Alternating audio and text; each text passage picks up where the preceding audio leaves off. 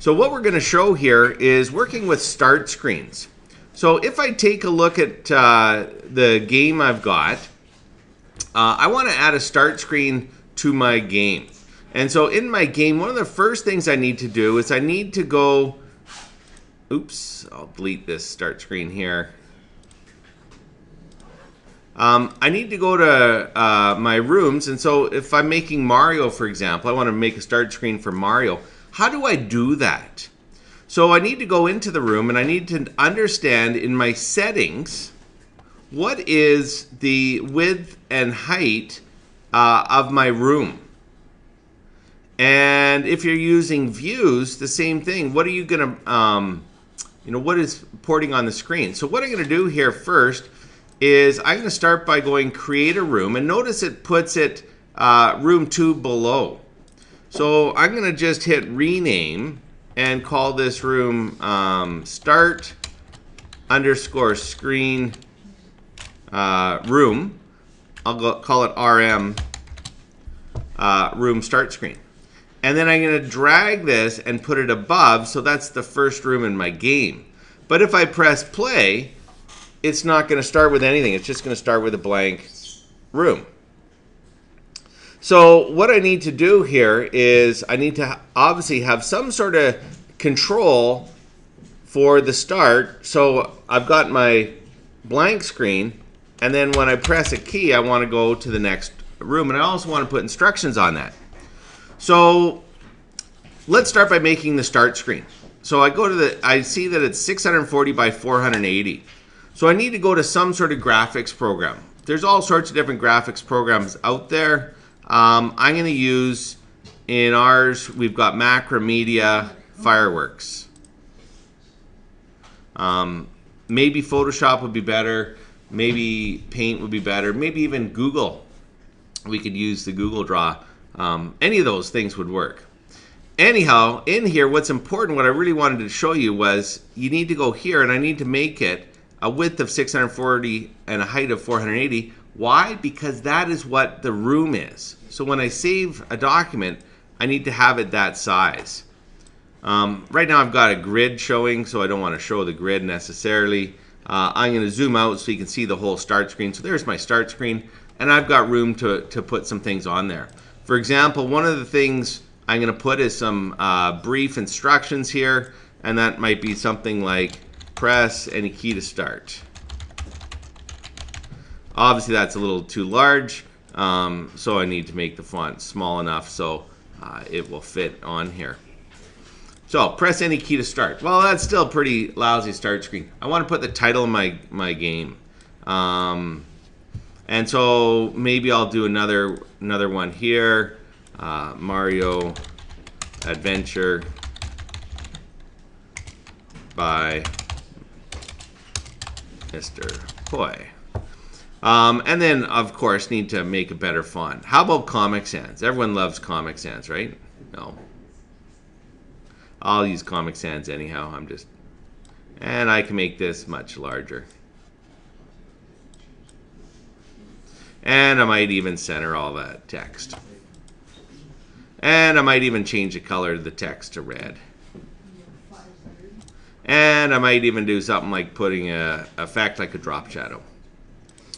So, here this is getting a little better, but still boring. What about adding some graphic to it? Great. Let's add some graphic. Like I said, if you want to go and steal a picture of Mario, maybe that's what I want to do. So I'll go on the internet and I'll type in Mario.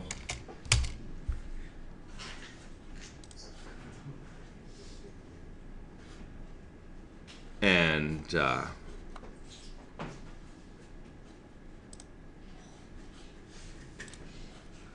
use the snipping tool or just copy it.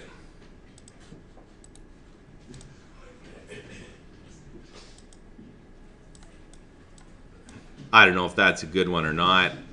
Might try to get rid of some of the background. Maybe that looks a little better. I don't know. I don't want to spend too much time because this is a demo. So,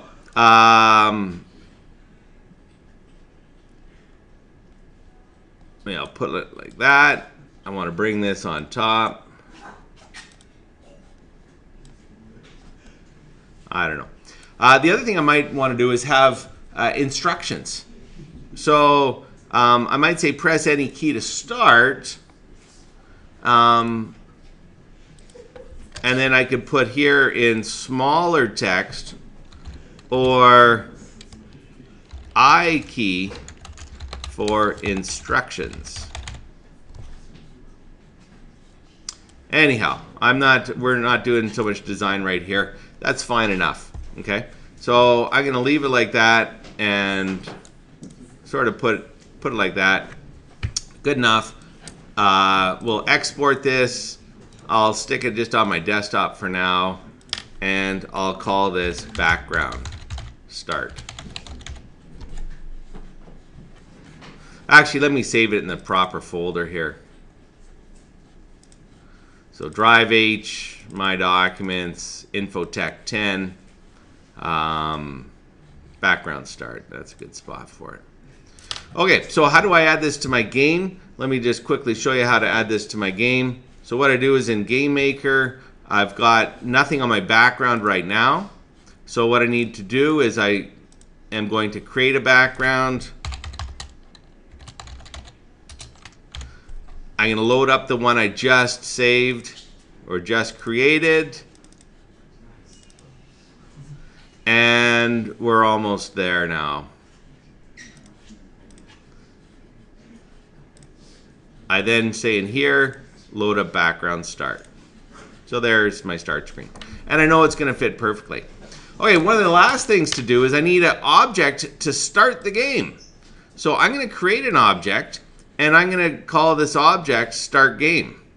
And what I'm going to do in this object, start game, is I'm going to have event any key. So add event keyboard any key, which is right here. So any key touched on the keyboard.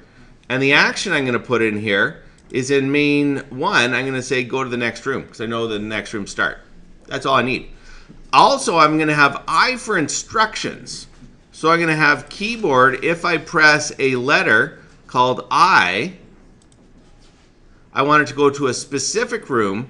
And what I would do is I'd go in rooms here, and I might create a room somewhere at the bottom here and call it room instructions and load it up with some text and that sort of thing. Oops.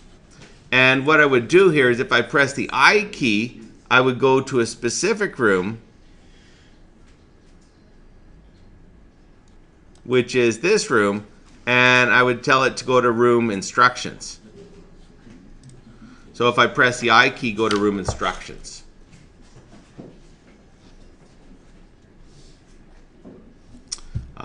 And so forth. And then I'd need to make a way to go back. Okay, now that I've done that,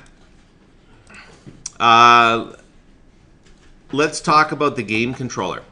So I want to make a game controller, and what the game controller is going to do is the game controller is going to have probably two things it's going to do. When it's created, it's going to set some lives. In this case, I'll set lives to 3. And in a draw event, what I'm going to do is I'm going to draw the images, I'm going to draw the score, and I'm only going to do that if the previous room exists, so if it's not the start screen. And I'm going to make it persistent. Okay, so let's go back to this start screen that we just made. Here's my start screen, and in my start screen I want to add 2 objects to it. I want to add the start game object, and I'll put it right here. And then I also want to add the game controller, and I'll put it right here. And now when I press play, you'll see that my Mario game is going to start up with the Mario Adventure by Mr. Poi. Press any key to start, or press I for instructions.